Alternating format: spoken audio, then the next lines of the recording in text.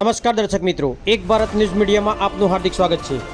ઈડર તાલુકાના ઔડા ગામના મસ્ટર કારકુન ઉપર એસીબી ત્રાટકી। એસીબીએ છટકું ગોઠવી મેટને રંગે હાથે ઝડપ્યો।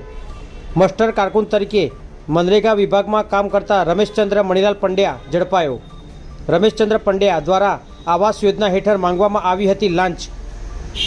30,000ના પ્રથમ હપ્તા સામે આરોપીએ માંગ્યા હતા રૂપિયા 15,000। 15,000 લેવા જતાં રમેશચંદ્ર પંડ્યા એસીબીના સકંજામાં ઝડપાયા।